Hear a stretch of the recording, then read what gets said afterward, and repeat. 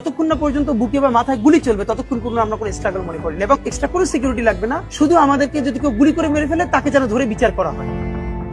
এখানে ট্রাক ফালায় রাখছে, ওই যে ওই সময় খালেদা জিয়ার অফিসের সামনে যেভাবে বালুর ট্রাক ছিল, আজকে সেই পরিস্থিতি হয়েছে।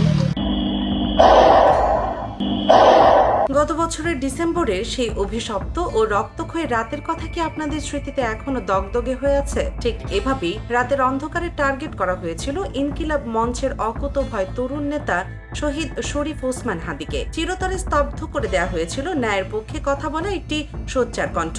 ঠিক এক বছর পর 2026 সালের এই উত্তপ্ত ও রক্তাক্ত রাজপথে কি আবারও সেই একই ভয়ঙ্কর ইতিহাসের পুনরাবৃত্তি ঘটতে যাচ্ছে? হাদির পর এবার কি তবে সেই একই কায়দায় টার্গেট করা হয়েছে জাতীয় নাগরিক পার্টি বা এনসিপির মুখ্য সমন্বয়ক নাসির উদ্দিন পাটোয়ারিকে? দর্শক, বাংলাদেশের রাজনীতিতে গত কয়েকদিনে ঘটে গেছে পিলে চমকে দেওয়ার মতো কিছু রুদ্ধশ্বাস ও অবিশ্বাস্য ঘটনা, যা দেশের ভবিষ্যৎ রাজনীতির এক ভয়ঙ্কর অশনি সংকেত দিচ্ছে। মঙ্গলবার প্রথম দফার হামলা, বৃহস্পতিবার রাতে ফোন আলাপের পর চরম উত্তেজনা, আর ঠিক তার 24 ঘন্টা পর শুক্রবার গভীর রাতে সিলেটের রাজপথে দিয়ে এলো প্রাণঘাতী পাথর। রক্তে ভেসে গেল পাটোয়ারির গাড়ি বহর। একটু গভীরভাবে খেয়াল করলে বুঝতে পারবেন এটি কোনো বিচ্ছিন্ন ঘটনা নয়। জুলাই পদযাত্রা শেষে সিলেট থেকে ফেরার পথে জৈন্তাপুর ঘটে যায় এই ভয়ঙ্কর ও সুপরিকল্পিত হামলার ঘটনা। চারপাশ তখন ঘুটঘুটে অন্ধকার। কর্মসূচি শেষ করে এনসিপির কেন্দ্রীয় নেতাদের গাড়িটি যখন ফাঁকা রাস্তায় মাত্র 200-300 মিটার এগিয়েছে, ঠিক তখনই বিকট শব্দে ভেঙে চুরমার হয়ে যায় গাড়ির গ্লাস।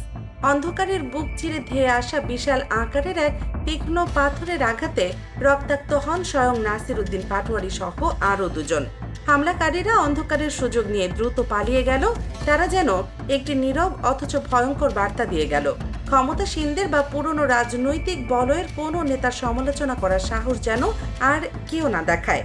রক্তাক্ত পাটোয়ারি গণমাধ্যমের সামনে এসে অত্যন্ত আক্ষেপের সামনে বলেছেন, পাথরটি যদি আমার হাতে না লেগে সরাসরি মাথায় লাগতো তবে এতক্ষণে আমি আর জীবিত থাকতে পারতাম না।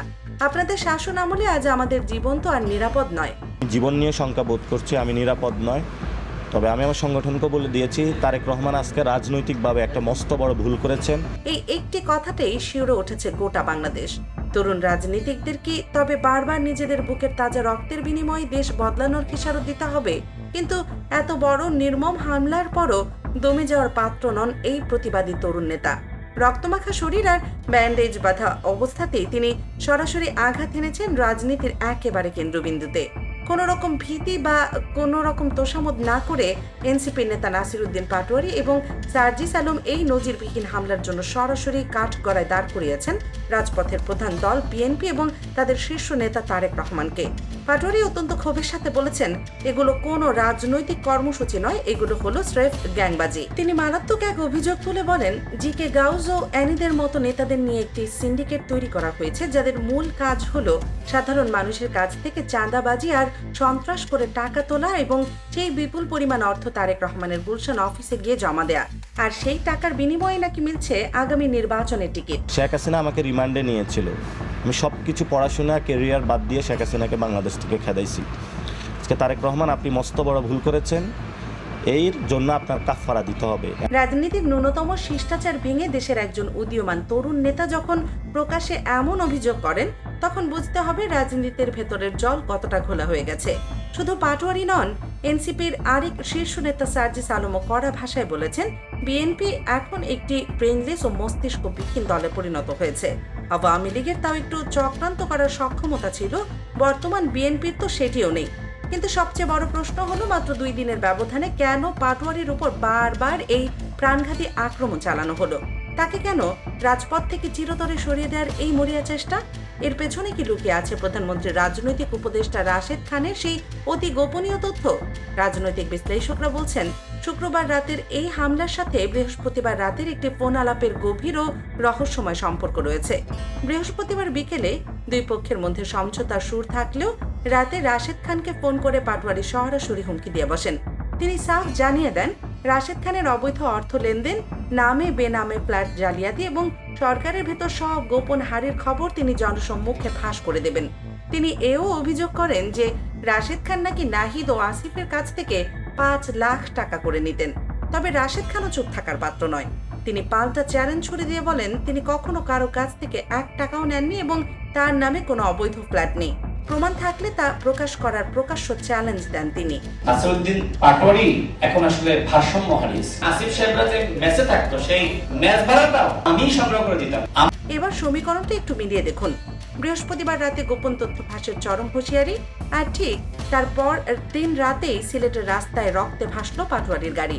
এটি কি শুধু একটি সাধারণ কাকতালীয় ঘটনা, নাকি গোপন তথ্য ফাঁস হওয়ার চরম ভয়ে মাত্র 24 ঘন্টার মধ্যে পাটোয়ারিকে চিরতরে স্তব্ধ করে দেওয়ার এই মরিয়া চেষ্টা চালানো হয়েছে? রাজনীতির এই থ্রিলার নাটক কেবল হামলা আর হুমকিতেই সীমাবদ্ধ থাকেনি, এর সাথে যুক্ত হয়েছে চরম নাটকীয় এবং অত্যন্ত অদ্ভুত এক আইফোন ছিনতাইয়ের মামলা।